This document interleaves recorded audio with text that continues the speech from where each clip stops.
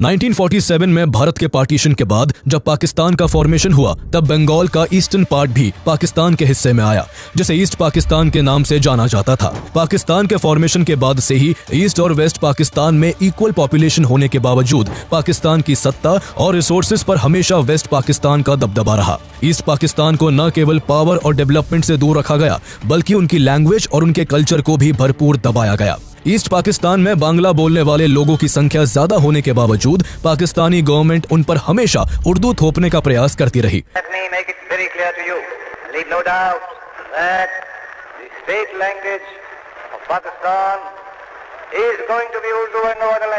इससे ईस्ट पाकिस्तान और वेस्ट पाकिस्तान के बीच दरार बढ़ती चली गई और इसी के साथ साल 1970 आ गया। इस साल पाकिस्तान के इलेक्शन में शेख मुजीबुर रहमान की लीडरशिप में उनकी पार्टी अवामी लीग ने जुल्फिकार अली भुट्टो को करारी शिकस्त देते हुए एक जबरदस्त जीत हासिल की। मुजीबुर रहमान के पास सरकार बनाने के लिए बहुमत होने के बावजूद पाकिस्तान को सालों से कंट्रोल कर रहे वेस्ट पाकिस्तान के लीडर्स और आर्मी को ईस्ट पाकिस्तान के एक बंगला भाषी नेता के अंडर काम करना गवारा नहीं हुआ और उन्होंने मुजीबुर रहमान की सरकार नहीं बनने दी। वेस्ट पाकिस्तान की इस तानाशाही और मनमानी से ईस्ट पाकिस्तान के नेताओं और उनकी जनता को गहरा धक्का लगा। उनको अब यकीन हो गया था कि पाकिस्तान के साथ रहकर उनको अपना अधिकार कभी नहीं मिल पाएगा। इसी के साथ ईस्ट पाकिस्तान में पाकिस्तानी गवर्नमेंट के खिलाफ बगावत की आग तेज हो गई और वहां लोग सड़कों पर उतरकर प्रोटेस्ट करने लगे। अब बात केवल अधिकारों की नहीं थी बल्कि अब बांग्लादेश के रूप में एक आजाद देश की मांग भी जोर पकड़ने लगी थी। ईस्ट पाकिस्तान के लोगों को अपने कंट्रोल से बाहर होता देख वेस्ट पाकिस्तान के हुक्मरानों ने प्रोटेस्ट को कुचलने के लिए 26 मार्च 1971 को ईस्ट पाकिस्तान में मिलिट्री एक्शन लेते हुए ऑपरेशन सर्च लाइट की शुरुआत कर प्रोटेस्टर्स पर कहर ढाना शुरू कर दिया। हजारों मासूम लोगों को मारा जाने लगा, महिलाओं के साथ ज्यादती की जाने लगी। इस क्रैकडाउन में बच्चों तक को भी नहीं बख्शा गया। इस खून खराबे के बीच शेख मुजीबुर रहमान को भी अरेस्ट करके वेस्ट पाकिस्तान की जेल में बंद कर दिया गया, जिससे हर तरफ खौफ का माहौल पैदा हो गया। गिरफ्तारी और पाकिस्तानी आर्मी के टॉर्चर से बचने के लिए बड़ी संख्या में ईस्ट पाकिस्तान के लोग भागकर भारत आने लगे। साल 1971 तक ईस्ट पाकिस्तान के अंदर चल रहे सिविल वॉर अपनी सारी लिमिट क्रॉस कर चुका था। पाकिस्तान की भेदभाव की पॉलिसी से परेशान होकर ईस्ट पाकिस्तान के लोग एक अलग देश बनाने की मांग पर अड़े थे।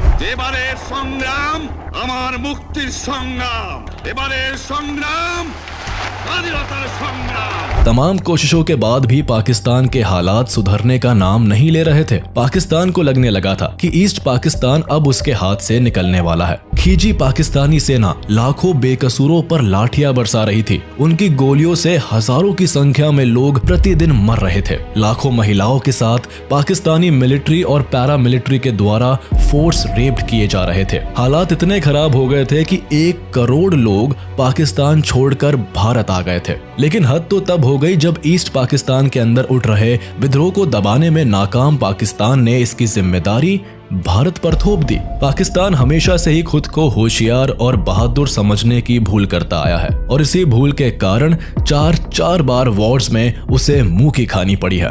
इस दौरान प्राइम मिनिस्टर इंदिरा गांधी ने कई देशों का दौरा करके इंटरनेशनल लेवल पर पाकिस्तान की सच्चाई को उजागर करने की कोशिश की, लेकिन फिर भी अमेरिका और बाकी वेस्टर्न कंट्रीज ने इस मामले में कोई कदम नहीं उठाया। ऐसे में इस पूरी सिचुएशन को संभालने के लिए भारत को केवल एक ही ऑप्शन नजर आ रहा था और वो था पाकिस्तान के खिलाफ मिलिट्री एक्शन लेना। इंदिरा गांधी जल्द से जल्द सैन्य कार्रवाई करना चाहती थी, लेकिन army chief general Sam Manekshaw चाहते थे कि वॉर को नवंबर से पहले शुरू ना किया जाए। दरअसल मानेकशॉ मॉनसून को लेकर चिंतित थे। ईस्ट पाकिस्तान में लगातार बारिश के चलते हर साल फ्लड की सिचुएशन बन जाती थी। ऐसे में अगर युद्ध होता तो भारत के टैंक्स और तोपें वहां कीचड़ में धंस जाती और भारतीय सेना को सही से कार्रवाई करने में काफी मुश्किलों का सामना करना पड़ता। इसलिए सैम मानेकशॉ ने प्राइम मिनिस्टर इंदिरा गांधी को मिलिट्री इंटरवेंशन के लिए थोड़ा और रुकने की सलाह दी। इससे उस समय भारत ने सैन्य कार्रवाई तो नहीं की, लेकिन जनरल सैम मानेकशॉ के नेतृत्व में भारत में कई ट्रेनिंग सेंटर स्टैब्लिश किए गए, जिनमें ईस्ट पाकिस्तान की आजादी के लिए लड़ रही मुक्ति वाहिनी को मजबूत ट्रेनिंग दी जाने लगी। कुछ महीने की ट्रेनिंग और भारत से मिले लार्ज स्केल पर वेपन्स के बाद मुक्ति वाहिनी पाकिस्तान के साथ एक फुल फ्लेज्ड वॉर करने के लिए पूरी तरह तैयार हो चुकी थी। पाकिस्तान भी भारत में चल रही मिलिट्री तैयारियों को क्लोजली फॉलो कर रहा था। मुक्ति वाहिनी के साथ इंडियन आर्मी को अपने खिलाफ तेजी से मोबिलाइज होते देख उसे जल्द ही किसी बड़े युद्ध का आभास होने लगा। यह वह समय था जब अमेरिका और दूसरे बड़े देश भारत के विरुद्ध खड़े हो गए थे। ये वो समय था जब पूरी दुनिया में भारत अकेला पड़ गया था। तब रूस ने भारत का साथ दिया और भारत ने अपनी दोस्ती निभाई। हालांकि रूस और अमेरिका एक दूसरे के कट्टर विरोधी हैं। यह भी एक कारण था कि रूस ने पूरी दुनिया के विरुद्ध जाकर भारत का समर्थन किया, भारत का साथ दिया। पाकिस्तान जहां एक और ईस्ट पाकिस्तान के लोगों पर जुर्म ढा रहा था, वहीं दूसरी ओर भारत पर हमले की फिराक में था। पाकिस्तान को लगता था कि वो भारत को दोनों तरफ से घेर लेगा। पाकिस्तान को यह भी डर था कि ईस्ट पाकिस्तान के विद्रोहियों को भारत मदद कर रहा है। भारत भी इस बात को भली भांति पहचानता था कि पाकिस्तान दोनों तरफ होना भारत के लिए एक बहुत बड़ा खतरा है। इस तरह से भारत दोनों तरफ से दुश्मन से घिर जाता है। पाकिस्तान को लगता था कि वह 1948 की भांति भारत के कुछ हिस्से पर अपना अधिकार कर लेगा। तब तक अमेरिका बीच बचाव करेगा और जीते हुए उससे उसके कब्जे में रह जाएंगे। लेकिन पाकिस्तान का दाव उल्टा पड़ गया, क्योंकि इंदिरा गांधी एक सजग नेता थी और उन्होंने पाकिस्तान को ऐसा सबक सिखाया कि जिसे पाकिस्तान कभी नहीं भूल पाएगा। पाकिस्तान को अपनी आधी जमीन और सेना खोनी पड़ी। दूसरे विश्व युद्ध के बाद यह सबसे बड़ा मिलिट्री सरेंडर भी था। पाकिस्तान युद्ध की तैयारी कर चुका था। अमेरिका जानता था कि भारत और पाकिस्तान का युद्ध होता है तो भारत आसानी से जीत जाएगा, जिससे एशिया में उसका प्रभाव कम हो जाएगा।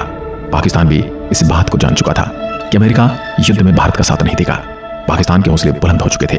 भारत ने जब अमेरिका से मदद मांगी तो अमेरिका ने साफ इनकार कर दिया। 3 दिसंबर की रात को पाकिस्तान की तरफ से भारत पर हमला कर दिया गया। भारत इसके लिए पूरी तरह से तैयार था। पाकिस्तान ने भारत की 11 एयरबेस पर हमला कर दिया। 4 दिसंबर को भारत की तरफ से भी लड़ाई की औपचारिक घोषणा कर दी गई। यह पहली लड़ाई थी जिसमें भारत की तीनों सेनाएं एक साथ लड़ी थी और बहुत जल्द पाकिस्तान का 15,010 किलोमीटर का क्षेत्र अपने कब्जे में कर लिया था। लेकिन यह लड़ाई भारत के लिए आसान नहीं थी, क्योंकि अमेरिका इस लड़ाई में पाकिस्तान के साथ था। वह चीन को अपने साथ मिलाकर भारत को दबाना चाहता था। उसे डर था कि कहीं ईस्ट पाकिस्तान की आज़ादी में भारत का हाथ रहा तो भारत बड़ी शक्ति बनकर उभरेगा। साथ ही एशिया में रूस का प्रभाव भी बढ़ने लगा। अमेरिका के द्वारा पाकिस्तान का साथ दिए जाने का कारण यह भी था कि पाकिस्तान अमेरिका के द्वारा बनाए गए 2 मिलिट्री संगठनों सेंटो एंड सेटो का हिस्सा था। अमेरिका बांग्लादेश से भारत में आने वाले रिफ्यूजी की समस्या, वहां के लोगों पर हो रहे अत्याचार और उनकी आज़ादी को लेकर भारत का साथ नहीं दिया जा रहा था, बल्कि वह चीन के साथ मिलकर भारत पर दबाव बनाने की फिराक में था कि वह ईस्ट पाकिस्तान यानी बांग्लादेश के मुद्दे से दूर रहे। ऐसे में इंदिरा गांधी ने कठोर कदम उठाते हुए 9 अगस्त को सोवियत यूनियन के साथ शांति, भाईचारे और सहयोग की संधि पर हस्ताक्षर कर दिए, जिससे अमेरिका पूरी तरह से भारत के विरुद्ध हो गया। 3 दिसंबर 1971 को पाकिस्तान ने भारत पर हमला किया। 4 दिसंबर 1971 को इंदिरा गांधी ने देश में इमरजेंसी की घोषणा कर दी और सेना को पाकिस्तान का मुंहतोड़ जवाब देने के लिए खुला छोड़ दिया। इस लड़ाई के पहले दिन ही भारतीय नेवी के जहाज राजपूत ने एक पाकिस्तानी सबमरीन को डुबो दिया। नेवी के स्पीड पार्ट्स ने 10 पाकिस्तानी बैटल शिप को खत्म कर दिया। साथ ही पाकिस्तान तेल भंडारों को आग के हवाले कर दिया। अमेरिका इस युद्ध में भारत को अलग थलग करना चाहता था, इसलिए अमेरिका ने राष्ट्रपति निक्सन ने चीन को भारत पर हमले के लिए उकसाया। लेकिन रूस चीन को पहले से आगाह कर चुका था कि अगर चीन ने भारत पर हमला कर दिया तो इसके परिणाम भुगतने के लिए तैयार रहना होगा। पाकिस्तान के सैनिक इस आस से लड़ रहे थे कि उन्हें कहा गया था कि चीन भारत पर हमला कर देगा तो भारत की सेना का उनकी ओर आगे बढ़ना मुश्किल हो जाएगा। लेकिन चीन ने इस लड़ाई में कभी भाग ही नहीं लिया। अब जानते हैं अमेरिका का भारत पर दबाव। 9 दिसंबर को अमेरिका के राष्ट्रपति निक्सन ने एयरक्राफ्ट करियर USS एंटरप्राइजेस को बंगाल की खाड़ी में भेज दिया ताकि भारत को डराया जा सके। उस समय तक अमेरिका को लग रहा था कि चीन भारत पर अटैक करेगा, इससे भारत को चारों ओर से घेरा जा सकेगा। इस तरह भारत पाकिस्तान की ओर बढ़ना बंद कर देगा। लेकिन चीन रूस की धमकी की वजह से युद्ध में नहीं कूदा। 10 दिसंबर को ब्रिटेन का एयरक्राफ्ट कैरियर ईगल भी भारत को घेरने की रणनीति से चल पड़ा। अब जानते हैं 1971 की जंग में रूस ने क्या किया। तब रूस भी जहाजी बेड़े के साथ बंगाल की खाड़ी में उतर गया और ब्रिटेन के एयरक्राफ्ट कैरियर ईगल पर नजर रखता गया। रूस ईगल का मुकाबला करने के लिए अपने nuclear submarine anti ship missile को भी उतार देता है। रूस के इस रुख को देखकर ब्रिटिश सेना पीछे हट जाती है। रूस अमेरिका के एयरक्राफ्ट कैरियर का रास्ता भी पूरी तरह से रोक लेता है। उनका एक ही लक्ष्य रहता है कि अमेरिकी जहाज किसी भी भारतीय मिलिट्री बेस को निशाना न बना सके। रूस की हर मिसाइल के निशाने पर अमेरिकी एयरक्राफ्ट था। रूस के मिलिट्री कमांडर अपने सबमरीन और जहाज को अमेरिकी एयरक्राफ्ट के बिल्कुल नजदीक ले जाते हैं ताकि अमेरिका के जासूसी सैटेलाइट उन्हें अच्छे से देख लें और उन्हें अंदाजा हो जाए कि रूस अपने सबमरीन न्यूक्लियर के साथ उनके सामने खड़ा है। इस तरह अमेरिका भी रूस के आक्रामक रवैये को देखकर वापस चला जाता है। इस लड़ाई में श्रीलंका ने भी पाकिस्तान की मदद की थी। पाकिस्तान के जहाज श्रीलंका के एयरबेस पर फ्यूल भरवाने लगे। लेकिन जब अमेरिका, चीन, ब्रिटेन जैसी महाशक्तियां भारत के विरुद्ध थी, उस समय रूस ने न केवल भारत का साथ दिया बल्कि पूरी दुनिया को अपनी ताकत का लोहा भी मनवाया। वहीं भारत के प्रधानमंत्री इंदिरा गांधी ने दुश्मन के दुश्मन को दोस्त बनाकर अपनी कुशल रणनीति का परिचय दिया था। 16 दिसंबर को पाकिस्तान ने भारत के सामने आत्मसमर्पण कर दिया, लेकिन उस लड़ाई के जख्म पाकिस्तान आज तक नहीं भूल पाया। एक बार फिर पाकिस्तान ने अपने घर की कलह शांत करने के बजाय 3 दिसंबर 1971 को ऑपरेशन चंगेज खान के तहत भारत के 11 एयरफील्ड्स पर अटैक कर दिया था।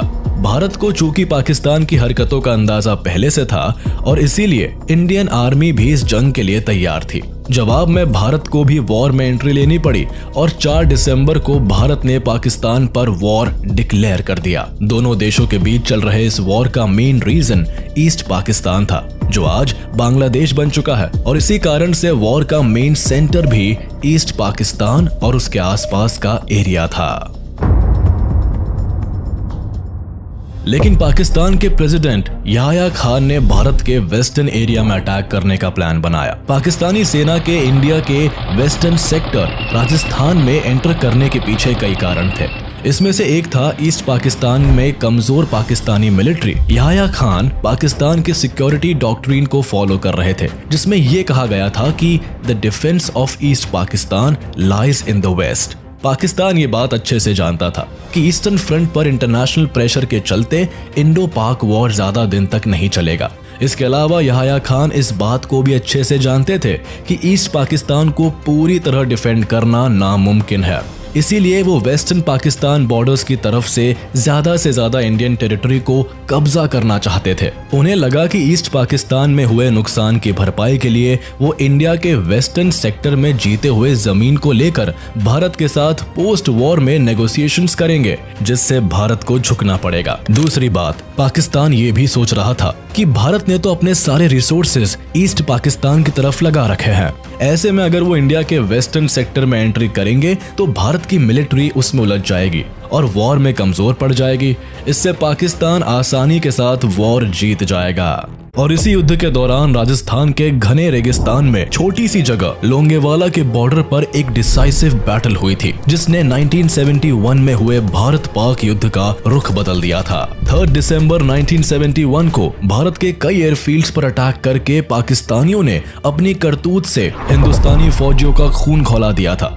और अगले दिन 4 दिसंबर 1971 को जब भारत ने इस अटैक के जवाब में पाकिस्तान के ऊपर वॉर डिक्लेयर किया, तब पाकिस्तान ने वेस्ट साइड से भारत की सीमा से लगे लोंगेवाला पर सरप्राइज अटैक कर दिया। उन्हें लगा था कि भारत ने ईस्टर्न फ्रंट पर लड़ने में अपनी सारी शक्ति लगा दी है। वहीं दूसरी तरफ ये लोग वेस्टर्न फ्रंट से लोंगेवाला पर हमला करके रामगढ़ और जैसलमेर पर कब्जा जमा लेंगे। पाकिस्तान का इरादा वेस्टर्न सेक्टर में राजस्थान के बड़े से बड़े इलाके को कब्जा करके ईस्ट पाकिस्तान में हुई नुकसान की भरपाई करना था और वॉर के बाद भारत के साथ नेगोशिएटिंग टेबल पर बार्गेनिंग करना। लेकिन उन्हें कहाँ पता था कि थार के मैदान में मेजर कुलदीप सिंह चांदपुरी अपनी पंजाब रेजिमेंट के साथ दुश्मनों को धूल चटाने को तैयार बैठे थे। अपने बटालियन के 120 जवानों के साथ सर पर कफन बांधे पाकिस्तान के 2 से 3 हजार फौजियों के सामने आ खड़े हुए और उन्हें ऐसा सबक सिखाया कि दुश्मन ने फिर इधर पलटकर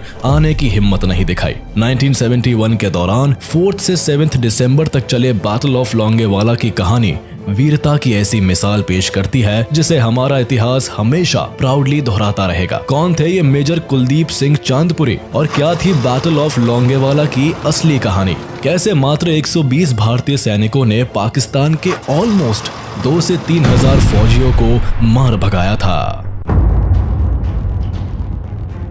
राजस्थान में भारत और पाकिस्तान के बॉर्डर पर एक स्मॉल बॉर्डर टाउन है लोंगेवाला। रेगिस्तान के इस पार्ट में यहाँ सिर्फ दूर दूर तक चलती हुई गर्म हवाएं दिखाई पड़ती है। रोज बनते रेत के टीलों के बीच इस सुनसान जगह पर लोगों का आना जाना बहुत कम रहता है। लोंगेवाला चेक पोस्ट वैसे तो बीएसएफ के अंडर में ही रहता है, लेकिन जब भी देश में कोई वॉर जैसी सिचुएशन क्रिएट होती है तो यहाँ पर आर्मी को तैनात कर दिया जाता है। ऐसे ही 1971 के वॉर में भी हुआ। पाकिस्तान से वॉर की घंटी बजते ही बीएसएफ के भैरव सिंह राठौर के कमांड में 627 बीएसएफ के जवानों के अलावा लोंगेवाला पोस्ट पर पंजाब रेजिमेंट के 23rd बटालियन अल्फा कंपनी को तैनात कर दिए गए थे। 120 जवानों की इस बटालियन को मेजर कुलदीप सिंह चांदपुरी लीड कर रहे थे। लोंगेवाला पोस्ट बॉर्डर की सिक्योरिटी पर्पस से बहुत इंपॉर्टेंट थी और इस इंपॉर्टेंस के पीछे का मेन रीजन था इसकी लोकेशन। रामगढ़ और साधेवाला जाने वाली सड़कों के मेन जंक्शन पर थी लोंगेवाला चेक पोस्ट और ये भी निश्चित था अगर एक बार लोंगेवाला पर पाकिस्तानी मिलिट्री कब्जा कर लेती है तो पाकिस्तानी सेना को जैसलमेर तक पहुंचने में कोई नहीं रोक सकता था। लेकिन इस पोस्ट के इंपॉर्टेंस के बावजूद यहाँ पर दुश्मन के हमले की आशंका ना के बराबर थी। 4 दिसंबर की रात को सेकंड लेफ्टिनेंट धर्मवीर सिंह अपने 20 सैनिकों की प्लाटून के साथ बॉर्डर की पेट्रोलिंग के लिए निकले। सुनसान रात में सामने नजर तो कोई नहीं आ रहा था, लेकिन एक अजीब सी आवाज लेफ्टिनेंट धर्मवीर और उनके सैनिकों के कानों में सुनाई पड़ी। ध्यान से सुनने पर लगता था मानो ढेर सारे व्हीकल इंडियन बॉर्डर की ओर बढ़ते चले आ रहे हैं। लेफ्टिनेंट धर्मवीर को समझते देर न लगी कि दुश्मन जंग की तैयारी में आगे बढ़ चुका है। आनन फानन में धर्मवीर ने सीमा पार दुश्मन के कदमों की आहट की सूचना मेजर कुलदीप सिंह तक पहुंचाई। मेजर कुलदीप सिंह भली भांति जानते थे कि ये चेक पोस्ट पाकिस्तान की भारी भरकम सेना से लड़ने के लिए काफी नहीं है। उन्होंने तुरंत पाकिस्तानी सैनिकों के आने की सूचना आर्मी हेडक्वार्टर को दी। मेजर चांदपुरी की बटालियन के पास लिमिटेड वेपन्स थे। उनकी टीम के पास 2 medium machine gun, 2 81 mm mortar और 4 shoulder fired anti tank rocket launcher थे। इसके अलावा उनकी टीम में कुछ लोग ऐसे भी थे जो बारूदी सुरंगें बिछा सके। और दूसरी तरफ पाकिस्तानी सेना के पास लगभग 3000 जवानों वाली एक ब्रिगेड थी। 4 बटालियन से भरी हुई पाकिस्तान की मिलिट्री पूरी तरह से भारत के वेस्टर्न सेक्टर को डिस्ट्रॉय करने के लिए निकली थी। उनके पास T-59 एंड शर्मन टैंक्स की एक पूरी रेजिमेंट थी। जवानों को एक जगह से दूसरी जगह आने जाने के लिए mechanised vehicle, 2 German shepherd dogs भी दिए गए थे जो लैंडमाइंस को खोजने का काम करते थे। पाकिस्तान की सेना को इन्फॉर्मेशन मिली थी कि इस पोस्ट पर 10 से 12 BSF के सैनिक हो सकते हैं। Army headquarter Longewala check post तक तत्काल मदद पहुंचाने में असमर्थ था। कोहरे से भरी हुए भयानक रातें जिसमें एयरफोर्स के फाइटर जेट भी रात में उड़ान भरने में सक्षम नहीं थे।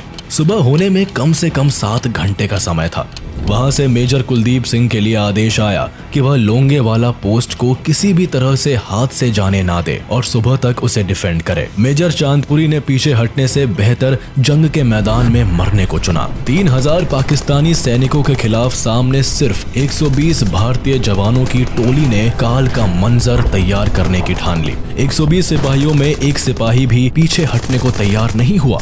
मेजर कुलदीप सिंह चांदपुरी भी ये जानते थे कि इस पोस्ट से पीछे हटने का मतलब पाकिस्तानी सेना को जैसलमेर के लिए सीधा रास्ता देना था, जिसके लिए वो किसी भी कीमत पर तैयार नहीं थे। एक बार टाइम्स ऑफ इंडिया के इंटरव्यू में उन्होंने कहा था कि मैंने अपने 120 जवानों को इकट्ठा करके कहा कि सिखों ने बहुत बड़ी बड़ी कुर्बानियां दी है। उन्हें गुरु गोविंद सिंह जी की कहानी बताई और साथ में ये भी कहा कि जो भी यहाँ से जाना चाहता है वो अभी जा सकता है, वो वही डटे रहेंगे।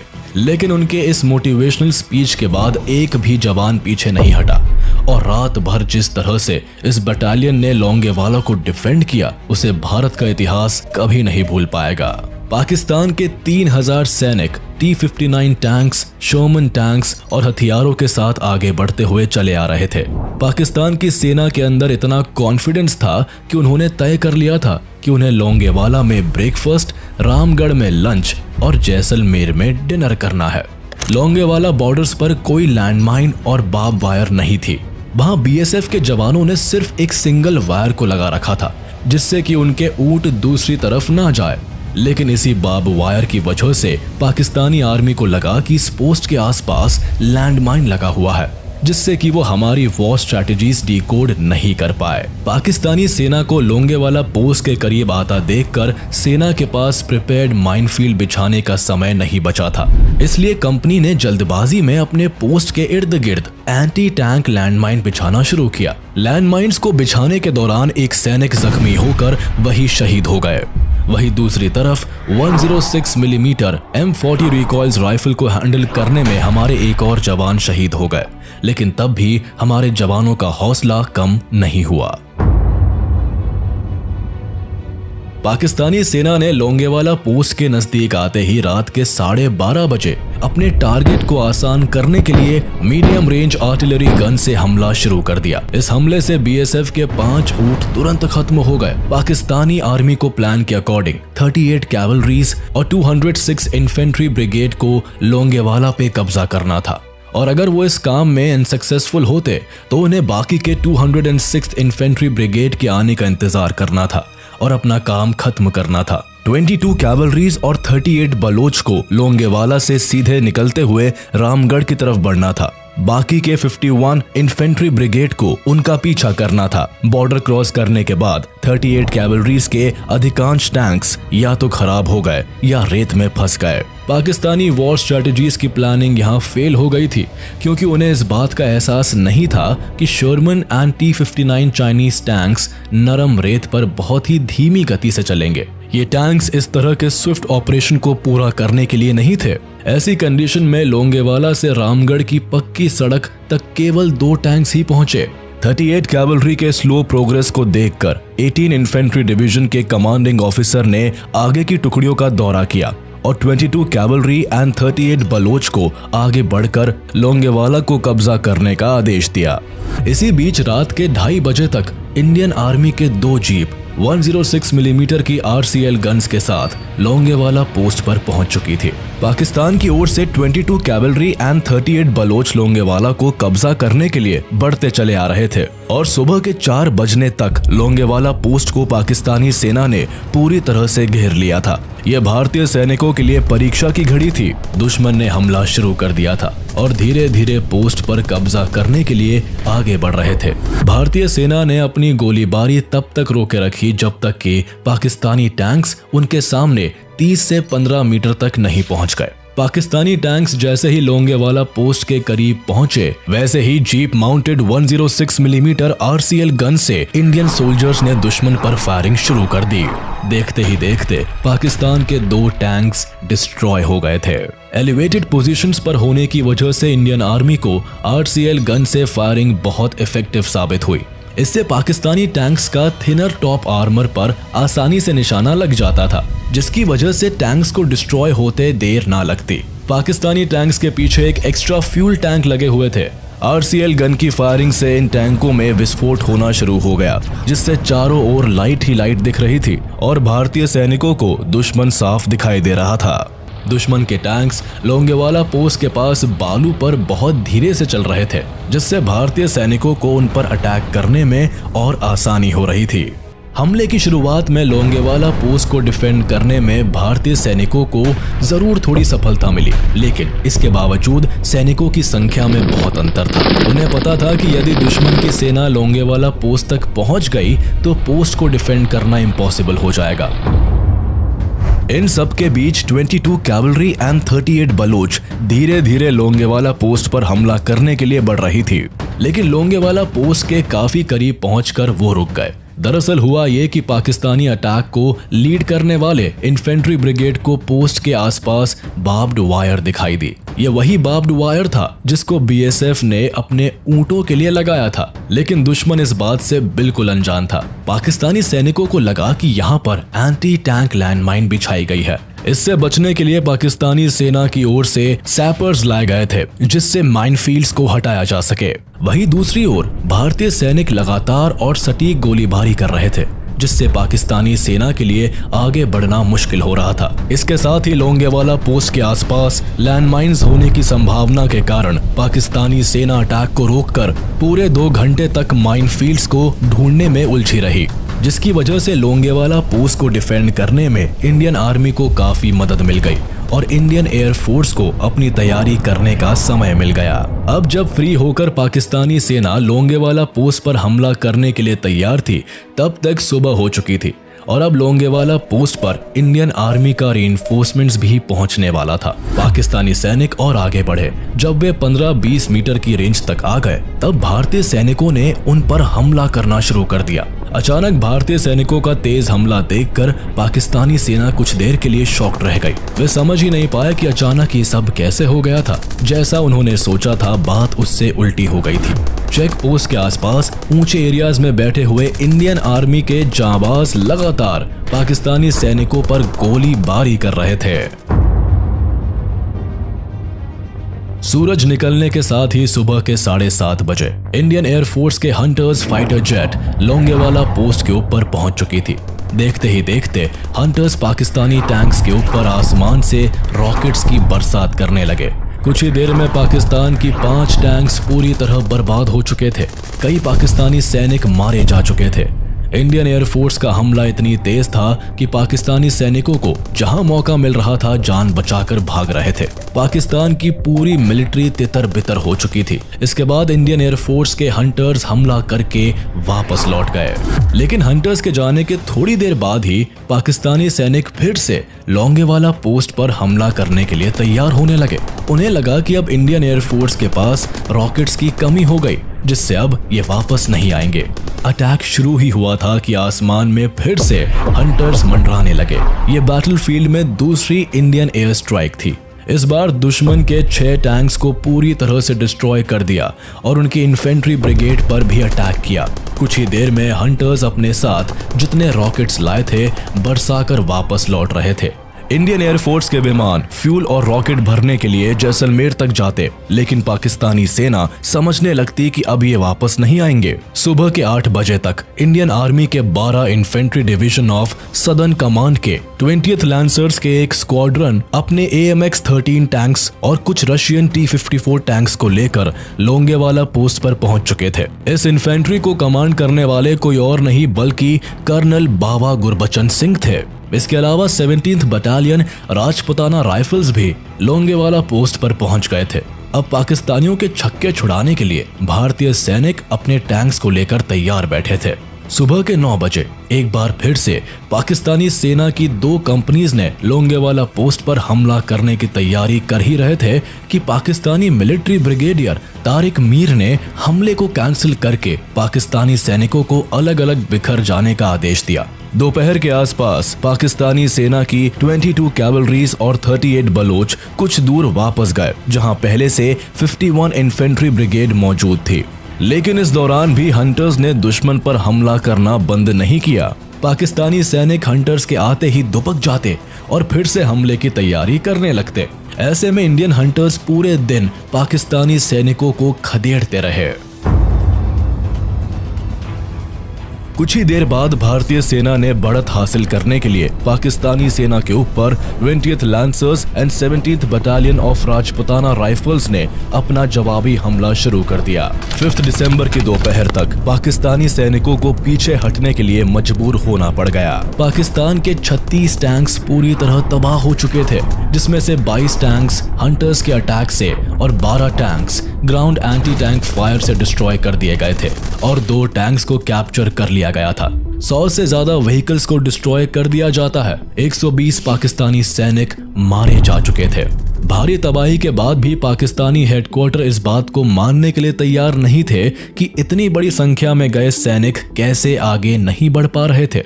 अब पाकिस्तानी बटालियन को लीड कर रहे तारिक मीर को ऑर्डर दिया गया कि वह जैसलमेर और रामगढ़ जाने का प्लान कैंसिल करके पहले लोंगेवाला पोस्ट को कैप्चर कर ले। तारिक मीर ने वापस हेडक्वार्टर को बताया कि हमारी सेना लोंगेवाला तक पहुंचने के लिए भी काफी नहीं है, इसलिए आगे बढ़ना बहुत मुश्किल काम है। इसी रात पाकिस्तान की ओर से पाकिस्तानी पंजाब की 2 और बटालियंस लोंगेवाला बैटलफील्ड पर भेजी गई। रात में ही एक बार फिर पाकिस्तान की सेना ने वॉर का प्लान तैयार कर लिया।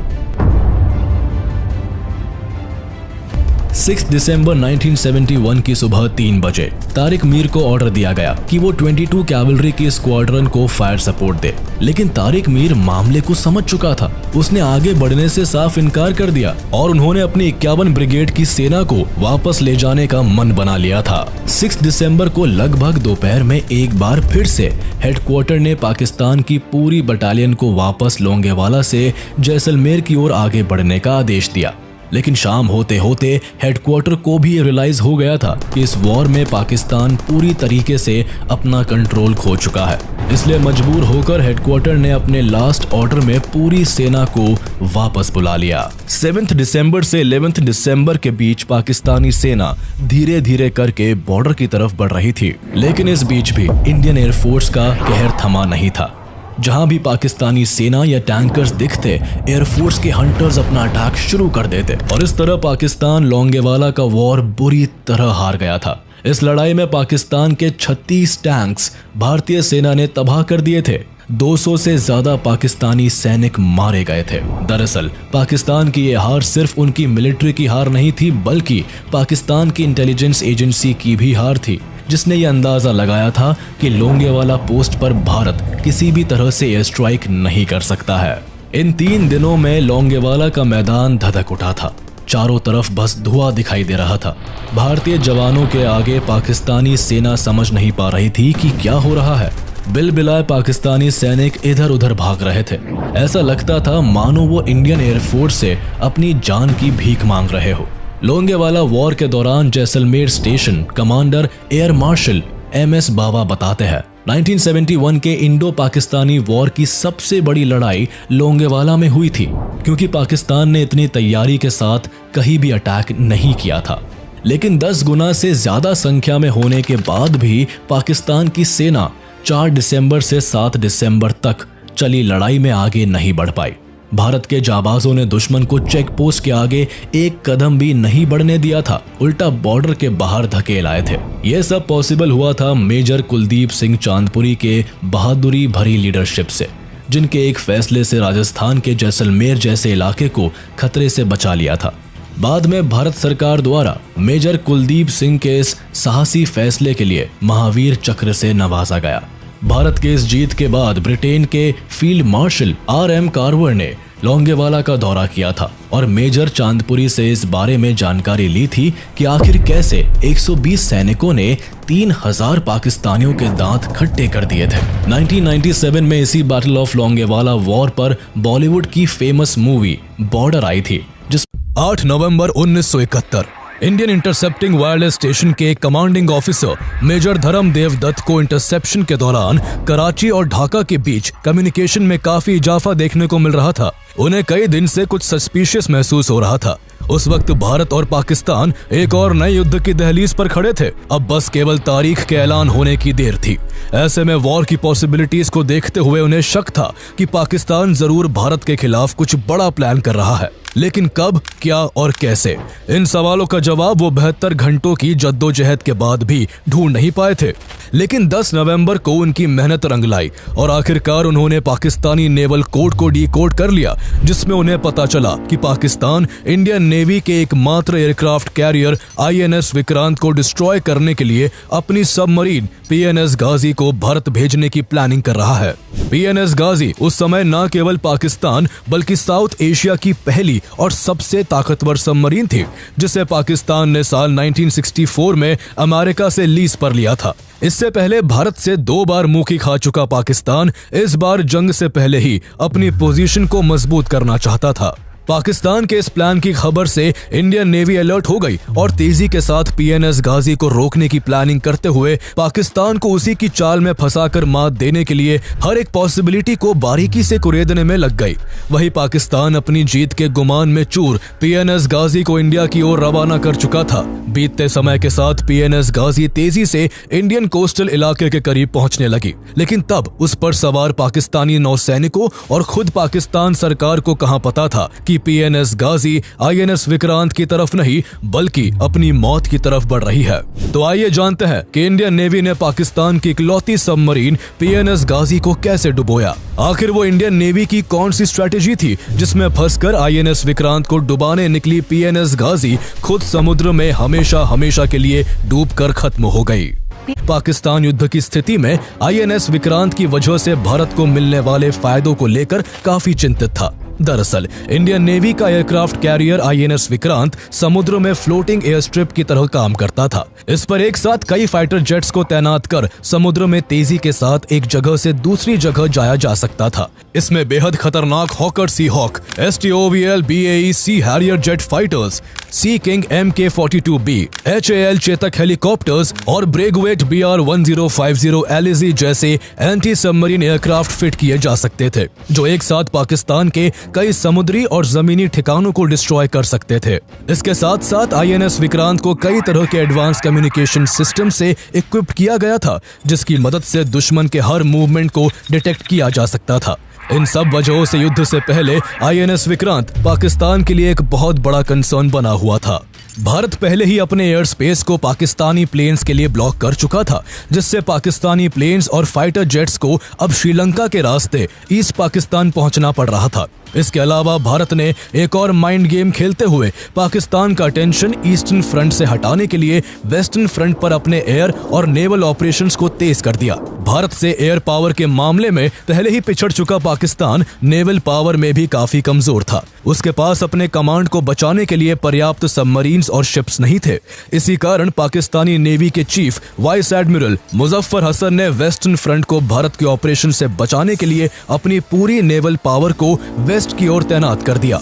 भारत की इस शानदार मूव से ईस्टर्न फ्रंट पर पाकिस्तानी नेवी के पास केवल एक नेवल डिस्ट्रॉयर PNS सिलहट और कुछ गिने चुने गन बोट स्क्वाड्रन्स ही बच गए थे। पाकिस्तान को वेस्टर्न फ्रंट पर उलझाने के बाद इंडियन नेवी ने ईस्टर्न फ्रंट पर तेजी से अपने कोवर्ट नेवल ऑपरेशन शुरू करते हुए बे ऑफ बंगाल में नेवल ब्लॉकेड लगा दिया, जिससे ईस्ट पाकिस्तान के पोर्ट्स में पाकिस्तानी नेवी के साथ साथ 8 विदेशी मर्चेंट शिप्स भी फंस गए। बे ऑफ बंगाल में पाकिस्तानी नेवल एक्टिविटीज के ब्लॉक होने से वेस्ट पाकिस्तान और ईस्ट पाकिस्तान पूरी तरह आइसोलेट हो चुके थे। इससे युद्ध की स्थिति में भारत बड़ी आसानी से बे ऑफ बंगाल में पाकिस्तानी शिप्स और सबमरीन्स की आवाजाही को रोककर ईस्ट पाकिस्तान में उसकी सेना को मिलने वाले हथियारों और अन्य सामानों की सप्लाई को खत्म कर सकता था। भारत ने पाकिस्तानी नेवी की किसी भी सस्पिशियस एक्टिविटी को पकड़ने के लिए बे ऑफ बंगाल में 18,000 स्क्वायर माइल्स का एक सर्विलेंस एरिया बना दिया था, जहां से गुजरने वाली हर शिप की काफी सावधानी से जांच की जाने लगी। जांच के दौरान जो शिप्स न्यूट्रल पाए जाते उन्हें नियरेस्ट इंडियन पोर्ट पर एस्कॉर्ट कर दिया जाता, जबकि सस्पिशियस शिप्स को कैप्चर कर लिया जाता था। दोनों ही तरफ से युद्ध का माहौल बन चुका था। युद्ध की इन अटकलों के बीच INS विक्रांत को उसके फ्लीट के साथ ईस्टर्न नेवल कमांड में डिप्लॉय किया जाना था। इस फ्लीट में INS विक्रांत के साथ भारत ने 2 leopard class frigates INS Brahmaputra और INS Beas, 2 पेटिया 3rd class corvettes INS Kamorta और INS कवरत्ती और एक सबमरीन INS खंडेरी को शामिल किया था। INS विक्रांत को डिप्लॉय करने से पहले उसके बॉयलर में आई टेक्निकल इशू को दूर कर उसकी इफेक्टिवनेस का पता लगाने के लिए लगातार सी ट्रायल किया जा रहा था। कुछ ट्रायल के बाद ये कंफर्म हो गया कि INS विक्रांत पहले की तरह स्पीड पाने में सक्षम है, जिसका सीधा मतलब था कि अब INS विक्रांत के इस्तेमाल से चटगांव और खुलना जैसे बेहद इंपॉर्टेंट पोर्ट्स को इजीली टारगेट किया जा सकता था। पाकिस्तान अच्छे से जानता था कि युद्ध होने पर INS विक्रांत उसके खिलाफ कितनी बड़ी तबाही मचा सकता था। इसलिए वो भारत के साथ किसी युद्ध में शामिल होने से पहले भारत के एकमात्र एयरक्राफ्ट कैरियर INS विक्रांत को डुबोना चाहता था। ये काम PNS गाजी को सौंपा गया, जो उस समय न केवल पाकिस्तान बल्कि साउथ एशिया की सबसे ताकतवर सबमरीन थी। PNS गाजी पहले एक अमेरिकन सबमरीन हुआ करती थी, जिसे USS डियाब्लो के नाम से जाना जाता था। USS डियाब्लो को बनने के बाद 31 मार्च 1945 को US नेवी में कमीशन किया गया और उसने 1964 तक US नेवी को अपनी सर्विसेज दी। उन दिनों पाकिस्तान और अमेरिका के बीच रिश्ते काफी अच्छे थे और तब पाकिस्तानी नेवी में एक भी सबमरीन नहीं थी। इसलिए पाकिस्तान की रिक्वेस्ट पर अमेरिका ने USS डियाब्लो को सिक्योरिटी असिस्टेंस प्रोग्राम के तहत 1964 में पाकिस्तान को 4 साल के लिए लीज पर दे दिया। बाद में इस लीज पीरियड को और भी कई सालों के लिए बढ़ा दिया गया। पाकिस्तान की नेवी ने इसे PNS गाजी का नाम दिया, जिसने 1965 में भी भारत के खिलाफ युद्ध में भाग लिया था। तब भी PNS गाजी का मेन काम INS विक्रांत को डिस्ट्रॉय करना था, जिसमें उसका दाव नाकाम रहा। 1971 में भी युद्ध की दहलीज पर खड़े होने की वजह से PNS गाजी का काम फिर से INS विक्रांत की सही लोकेशन का पता लगाकर उसे डुबाना था। इसके अलावा इस बार उसे इंडिया के ईस्टर्न सी बोर्ड पर बारूदी सुरंगें भी बिछानी थी। लेकिन जहां पाकिस्तान ऐसे मंसूबों को अंजाम देने की फिराक में था, तो वहीं भारत भी पाकिस्तान की हर सीक्रेट मूव का पता लगाकर उसे मात देने के मकसद से लगातार काम कर रहा था। सितंबर 1971 से ही भारत अपने ईस्टर्न कमांड में कई वायरलेस इंटरसेप्शन स्टेशंस लगाकर कराची, लाहौर, रावलपिंडी और ढाका के बीच होने वाले रेडियो ट्रांसमिशंस को इंटरसेप्ट करके उन्हें डिकोड करने का प्रयास कर रहा था। इसी प्रयास में एक दिन इंडियन नेवी ने ईस्ट पाकिस्तान के चटगांव में नेवल नेवल अथॉरिटीज के बीच होने वाली बातचीत को इंटरसेप्ट किया, जिसमें वो एक special grade of lubrication oil के बारे में बात कर रहे थे। इस इंफॉर्मेशन से इंडियन नेवी के ऑफिसर्स के होश उड़ गए, क्योंकि इस तरह के ल्यूब्रिकेशन ऑयल का इस्तेमाल केवल सबमरीन्स और माइन स्वीपर्स में होता है। चूंकि पाकिस्तानी माइन स्वीपर्स और डेफने क्लास सबमरीन्स इतनी पावरफुल नहीं थी कि वो बे ऑफ बंगाल से ऑपरेट कर सके, इसलिए इंडियन नेवी ने अनुमान लगाया कि पाकिस्तान जरूर अपनी सबमरीन PNS गाजी के साथ ही कोई मूवमेंट करने वाला है। इसके बाद भारत इस एरिया में अपने इंटरसेप्शन को और भी तेज करते हुए पाकिस्तान की हर छोटी से छोटी कम्युनिकेशन पर ध्यान देने लगा। उधर पाकिस्तान INS विक्रांत को डिस्ट्रॉय करने की प्लानिंग में लगा हुआ था। पूरी प्लानिंग के बाद 8 नवंबर 1971 को पाकिस्तानी नेवी में ऑपरेशन प्लान्स के डायरेक्टर रियर एडमिरल अब्दुल वाहिद बोहम्बल ने इस मिशन की जिम्मेदारी PNS गाजी के कैप्टन जफर मोहम्मद खान को दी। कैप्टन जफर को INS विक्रांत और इस मिशन से जुड़ी हर छोटी से छोटी इंफॉर्मेशन से अवेयर करवाया गया और PNS गाजी के सभी नौसैनिकों की छुट्टियां तुरंत कैंसिल कर उन्हें जल्द से जल्द इस मिशन के लिए भारत की ओर कूच करने के निर्देश दिए गए। पाकिस्तान में मची इस हलचल के बीच भारत में इंटरसेप्टिंग वायरलेस स्टेशन के एक commanding officer major Dharamdev Dutt ने कराची और ढाका के बीच होने वाली कम्युनिकेशन में काफी इजाफा देखा। इस हलचल से उन्हें शक हुआ कि पाकिस्तान भारत के खिलाफ जरूर कुछ बड़ा प्लान कर रहा है। वो पाकिस्तान के प्लान को जानने के लिए जी जान से जुट गए। उन्होंने बिना कोई ब्रेक लिए लगातार 72 घंटों तक काम कर 10 नवंबर को आखिरकार पाकिस्तानी नेवल कोड को डिकोड कर लिया। कुछ ही देर में उन्होंने बीते कुछ हफ्तों के सभी पाकिस्तानी मैसेजेस को डिकोड कर हर जरूरी इंफॉर्मेशन को इंडियन आर्मी, नेवी और एयर फोर्स के रेलेवेंट डिपार्टमेंट्स को फॉरवर्ड कर दिया। पाकिस्तानी नेवी के डिकोडेड कोड्स के जरिए पाकिस्तान का सारा प्लान भारत के आगे एक्सपोज हो चुका था। भारत को पता चल चुका था कि पाकिस्तानी नेवी INS विक्रांत को डिस्ट्रॉय करना चाहती है। साथ ही पाकिस्तान अपने डेफने क्लास सबमरीन्स हैंगौर, सुशुक और मैंग्रो का इस्तेमाल कर बॉम्बे हार्बर में भारत के वेस्टर्न फ्लीट के वॉरशिप्स को भी बर्बाद करने की बड़ी प्लानिंग कर रहा है। अब भारत के लिए यह बेहद जरूरी था कि पाकिस्तान को खबर न लगे कि भारत ने उसके नेवल कोड को डिकोड कर लिया है। इसलिए धर्मदेव दत्त को इससे पूरी तरह सीक्रेट रखने के निर्देश दिए गए। उधर पाकिस्तान अपने खुफिया प्लान के एक्सपोज होने से अनजान INS विक्रांत की लोकेशन का पता लगाने में लगा हुआ था। INS विक्रांत की एक्टिविटीज को ट्रैक करने के लिए उसने अपने एजेंट्स को भी बॉम्बे भेजा हुआ था। इन एजेंट्स ने सबसे पहले खबर दी थी कि INS विक्रांत बॉम्बे में स्टेशन्ड है, लेकिन 13 नवंबर को उन्होंने पाकिस्तान को बताया कि INS विक्रांत अचानक से कहीं गायब हो गया है। इस खबर से पाकिस्तानी नेवल इंटेलिजेंस के हाथ पांव फूल गए। वो किसी भी कीमत पर INS विक्रांत को ट्रैक कर उसे डिस्ट्रॉय करना चाहते थे। उन्होंने तुरंत INS विक्रांत की लोकेशन का पता लगाने के प्रयास तेज कर दिए, जिसमें उनका साथ कुछ वेस्टर्न देशों ने भी दिया। एक वेस्टर्न कंट्री के असिस्टेंट नेवल अटैचे ने भारत के वेस्टर्न फ्लीट के ADC से कई बार बातों ही बातों में INS विक्रांत की लोकेशन के बारे में जानने की कोशिश की, लेकिन ADC से उन्हें कुछ हाथ नहीं लगा। हालांकि कुछ समय बाद पाकिस्तान ने किसी तरह INS विक्रांत की लोकेशन का पता लगा लिया कि वो मद्रास में है। INS विक्रांत की इस लोकेशन को कंफर्म करने के लिए पाकिस्तान ने उसी वेस्टर्न कंट्री से मदद ली, बाद में जिसके एक एयरक्राफ्ट को मद्रास पोर्ट के आसपास कई बार चक्कर लगाते हुए देखा गया। तब तक भारत भी समझ चुका था कि पाकिस्तान को INS विक्रांत की एग्जैक्ट लोकेशन की जानकारी मिल चुकी है और ये सब केवल उसकी लोकेशन की कंफर्मेशन के लिए किया जा रहा है। INS विक्रांत की लोकेशन के कंफर्मेशन के बाद 14 नवंबर 1971 को PNS गाजी को अपने शेड्यूल्ड प्लान के तहत कराची हार्बर से रवाना कर दिया गया। PNS गाजी लगातार 4 दिनों तक ट्रैवल करने के बाद 18 नवंबर को श्रीलंका के त्रिनकोमाली पहुंच गई, जहां उसे रिफ्यूल करवाया गया और उसकी सफाई की गई। इन सब में 2 दिन का वक्त गुजर जाने के बाद 20 नवंबर को PNS गाजी मद्रास की ओर मूव करने के लिए तैयार थी कि तभी कैप्टन जफर खान को कराची से एक मैसेज मिलता है कि INS विक्रांत अब मद्रास में नहीं है और उसकी प्रेजेंट लोकेशन के बारे में उन्हें कोई जानकारी नहीं है। मद्रास से INS विक्रांत के गायब होने की खबर ने पाकिस्तान के नेवल हेडक्वार्टर्स में खलबली मचा दी थी। करीब 48 घंटों की जी तोड़ मेहनत के बाद भी पाकिस्तान INS विक्रांत की लोकेशन का पता नहीं लगा सका।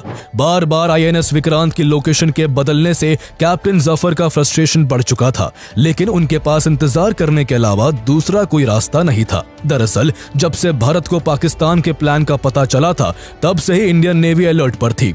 ईस्टर्न नेवल कमांड के commanding in chief vice admiral Neelkanth Krishnan तब से एक ऐसे शानदार प्लान पर काम कर रहे थे जिससे पाकिस्तान को उसी के जाल में फंसाकर मात दी जा सके। उनका मानना था कि पीएनएस गाजी के रहते आईएनएस विक्रांत पर हमेशा खतरा बना रहेगा, इसलिए इस प्रॉब्लम के परमानेंट सॉल्यूशन के लिए उन्होंने प्लान बनाया कि पीएनएस गाजी आईएनएस विक्रांत को निशाना बनाने आ रही है, इसलिए सबसे पहले आईएनएस विक्रांत को किसी सेफ जगह स्टेशन कर दिया जाए और फिर आईएनएस विक्रांत की जगह उसके जैसे दिखने वाले एक बड़े शिप को विशाखापट्टनम में खड़ा कर पाकिस्तानी नेवी तक ये खबर पहुंचाई जाए कि आईएनएस विक्रांत विशाखापट्टनम में है। ऐसे में जब पीएनएस गाजी उस शिप का पीछा करते हुए वहां आ जाए तब इंडियन नेवी द्वारा उसका स्वागत डेप्थ चार्ट से किया जाए। वाइस एडमिरल नीलकंठ कृष्णन ने इस काम के लिए आईएनएस राजपूत को चुना, जो इंडियन नेवी का पहला गाइडेड मिसाइल डिस्ट्रॉयर था। ये तेज रफ्तार से चलने, तेजी से अपनी दिशा बदलने और अपनी गाइडेड मिसाइल से दुश्मन को तहस नहस करने में सक्षम था। इस मिशन की पूरी जिम्मेदारी उसके कमांडर इंदर सिंह की थी। इंदर को पता था कि इस मिशन में काफी खतरा है, जरा सी भी चूक उनकी जान ले सकती थी और मिशन के फेल होने से देश को बड़ा सेटबैक लग सकता था। लेकिन उनके हौसले बुलंद थे। उन्होंने एन कृष्णन से वादा करते हुए कहा कि चाहे मैं जिंदा वापस लौटूं या ना लौटूं, लेकिन आईएनएस राजपूत अपने मिशन को पूरा करके जरूर सुरक्षित वापस लौटेगा। इतना कहकर वो 250 नौसैनिकों के साथ अपने मिशन की ओर निकल पड़े। इधर बड़ी चालाकी से आईएनएस विक्रांत को अंडमान भेजकर वही स्टेशन कर दिया गया। इस तरह भारतीय नेवी का ये एयरक्राफ्ट कैरियर भी सेफ हो गया और पाकिस्तान को मजा चखाने के लिए भारतीय नौसेना का आईएनएस राजपूत विशाखापट्टनम की तरफ बढ़ने लगा। अब ऐसे में भारत पाकिस्तान को यकीन दिलाना चाहता था कि आईएनएस विक्रांत विशाखापट्टनम हार्बर में है ताकि पीएनएस गाजी भी वहां आ पहुंचे। इसलिए पाकिस्तान को झांसा देने के लिए जानबूझकर आईएनएस विक्रांत की सिक्योरिटी प्रोटोकॉल को ब्रीच करते हुए एक सेलर से उसके घर एक फेक तार भिजवाया गया जिसमें आईएनएस विक्रांत के विशाखापट्टनम पोर्ट में स्टेशन होने की बात कही गई थी। इस दौरान आईएनएस राजपूत भी धीरे धीरे विशाखापट्टनम की ओर बढ़ता रहा। कई दिनों के बाद आईएनएस राजपूत विशाखापट्टनम पहुंच गया, जिसके बाद कई जगहों पर इधर उधर चक्कर काटते हुए इंदर सिंह ने आईएनएस राजपूत से आईएनएस विक्रांत के कॉल साइन का इस्तेमाल कर उसी रेडियो फ्रीक्वेंसी पर बार बार खाने पीने की चीजों की मांग की जो एक बड़ी शिप और एयरक्राफ्ट के लिए जरूरी होती है। इसके बाद विशाखापट्टनम बाजार से बहुत बड़ी मात्रा में राशन, मीट और सब्जियां खरीदी गई ताकि वहां मौजूद पाकिस्तानी जासूस पाकिस्तान को यह खबर दे सके कि विक्रांत इस समय विशाखापट्टनम में ही खड़ा है। इसके बाद ठीक ऐसा ही हुआ। 23 नवंबर 1971 को पाकिस्तान तक ये बात पहुंच गई, जिसे पाकिस्तान नेवल इंटेलिजेंस ने तुरंत कैप्टन जफर खान को पास कर दिया। भारत की योजना से बेखबर कैप्टन जफर खान ने 23 नवंबर को पीएनएस गाजी को त्रिंकोमाली से विशाखापट्टनम की ओर मूव कर दिया। अब पाकिस्तान पूरी तरह से भारत के बिछाए जाल में फंस चुका था और आगे उसी में उलझकर इसका खामियाजा अब पीएनएस गाजी को खोकर चुकाने वाला था। 25 नवंबर तक पीएनएस गाजी मद्रास को पार कर गई और लगातार आगे बढ़ते हुए 1 दिसंबर की रात 11:45 पर विशाखापट्टनम पोर्ट के नेविगेशनल चैनल में एंटर कर गई। पीएनएस गाजी को बिना किसी खतरे के विशाखापट्टनम तक पहुंचता देख पाकिस्तान बहुत खुश था। भारत ने भी पाकिस्तान के इस भ्रम को कायम रखते हुए चुपचाप पीएनएस गाजी को अपनी समुद्री सीमा में घुसने दिया और ऐसा दिखाता रहा जैसे उसे पाकिस्तान के इस घुसपैठ की कोई खबर ही नहीं है। 1 दिसंबर की रात विशाखापट्टनम कोस्ट पर पहुंचने के बाद पीएनएस गाजी के कमांडर कैप्टन जफर को 3 तरह के ऑप्शंस पर काम करना था। पहले ऑप्शन के मुताबिक उन्हें विशाखापट्टनम पोर्ट के नेविगेशन चैनल में बारूदी सुरंगें बिछानी थी ताकि अगर आईएनएस विक्रांत इस सुरंग से गुजरे तो वह खुद से ही डिस्ट्रॉय हो जाए। दूसरे ऑप्शन के तहत उन्हें आईएनएस विक्रांत को विशाखापट्टनम हार्बर में एंटर कर अपने टॉर्पीडो से डिस्ट्रॉय करना था, जबकि तीसरे ऑप्शन के तहत उन्हें अपनी पोजीशन पर रहते हुए विक्रांत के इस पोर्ट से निकलने का इंतजार कर उसे आखिरी मोमेंट पर निशाना बनाना था। पोर्ट के नेविगेशन चैनल की गहराई कम होने की वजह से वो हार्बर के साउथ ब्रेक वाटर से 2.1 नॉटिकल माइल से ज्यादा करीब नहीं जा सकते थे, इसलिए उन्होंने तीसरे ऑप्शन के साथ जाने का फैसला किया और वहीं रुककर आईएनएस विक्रांत के विशाखापट्टनम पोर्ट से बाहर निकलने का इंतजार करने लगे। कई घंटों के लंबे इंतजार के बाद पीएनएस गाजी पर तैनात मेडिकल टीम ने जफर को सलाह दी कि लंबे समय तक समुद्र के अंदर रहने से सबमरीन से निकल रही फ्यूम से न केवल इस पर सवार सैनिकों की तबीयत बिगड़ सकती है, बल्कि इससे सबमरीन को खुद से डिस्ट्रॉय होने का खतरा भी बढ़ सकता है। इसलिए उन्हें रात के समय गाजी को खुली हवा में पानी के ऊपर लाना चाहिए। कमांडर जफर खान को भी अंदाजा था कि अगर सबमरीन का हाइड्रोजन लेवल तय सिक्योरिटी स्टैंडर्ड से ऊपर हो गया तो बन रही गैस से गाजी में ब्लास्ट हो सकता है, लेकिन उनके लिए उसे दिन के उजाले में ऊपर लाना खतरे से भरा था और सतह पर आने से उसे आसानी से ट्रेस किया जा सकता था। वही सबमरीन के काफी समय से पानी के अंदर रहने से अब तक कई सेलर्स की तबीयत खराब हो गई थी। कुछ सेलर बुरी तरह खांस रहे थे, जबकि कुछ की आंखों पर गंभीर रूप से असर पड़ रहा था।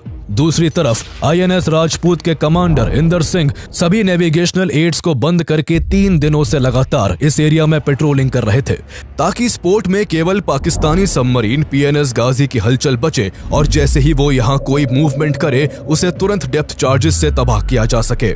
लेकिन काफी मशक्कत के बाद भी इंदर सिंह को पीएनएस गाजी की कोई खबर नहीं लग पाई थी। इस लुका छुपी के खेल में 3 दिसंबर आ गया और शाम के 5:45 पर पाकिस्तान की एयरफोर्स ने इंडियन एयरफील्ड्स अंबाला, उत्तरलाई, जोधपुर, पठानकोट, श्रीनगर और अवंतीपुर पर एयर स्ट्राइक कर ऑपरेशन चंगेज खान शुरू कर दिया। भारतीय सेनाएं भी तैयार बैठी थी, जिन्होंने तुरंत पाकिस्तानी हमले का जवाब देना शुरू कर दिया, जिससे दोनों देशों के बीच थर्ड इंडो पाक वॉर की शुरुआत हो गई।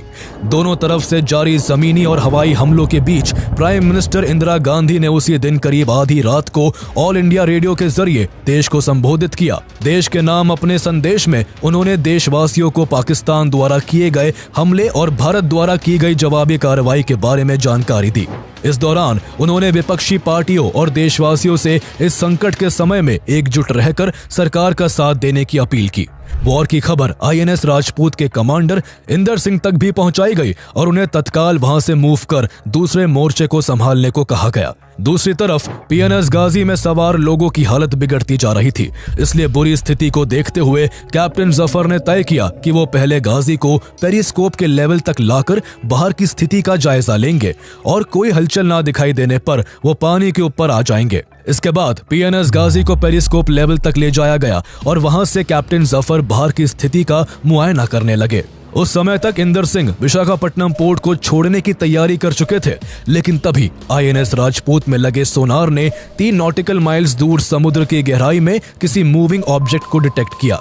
टेक्नीशियंस ने कुछ देर बाद कंफर्म कर दिया कि वो ऑब्जेक्ट कुछ और नहीं बल्कि पीएनएस गाजी ही है।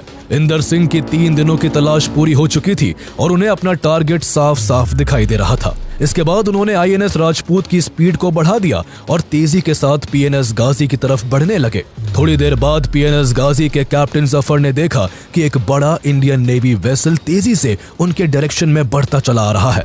इस खतरे से बचने के लिए उन्होंने बिना समय गवाए गाजी को नीचे ले जाना चाहा, लेकिन तब तक काफी देर हो चुकी थी। आईएनएस राजपूत उसके काफी करीब आ चुका था और वो उस पर एक्सप्लोजिव से भरे 2 डेप्थ चार्जेस दागते हुए तेजी के साथ आगे निकल गया। इससे पीएनएस गाजी में रखे टॉर्पीडोज और एक्सप्लोजिव्स में आग लग गई, जिसने उसके फॉरवर्ड हल को उड़ा दिया। अब तक इंदिरा गांधी का देश के नाम संबोधन खत्म भी नहीं हुआ था कि तभी विशाखापट्टनम पोर्ट से कुछ ही दूरी पर एक जबरदस्त धमाका होता है। ये धमाका इतना तेज था कि पोर्ट के आसपास के घरों के शीशे टूट गए और इसकी आवाजें काफी दूर तक सुनाई दी। ऐसा लग रहा था जैसे समुद्र के अंदर कोई परमाणु बम फटा है। इस जोरदार धमाके से समुद्र का पानी कई फीट ऊपर तक उठ गया। जारी युद्ध की वजह से वहां आसपास के लोगों को लगा कि पाकिस्तानी एयरक्राफ्ट ने उनके शहर के ऊपर बमबारी शुरू कर दी है, लेकिन सच्चाई ये थी कि पाकिस्तान की एकमात्र सबमरीन पीएनएस गाजी इंडियन नेवी की शानदार रणनीति के कारण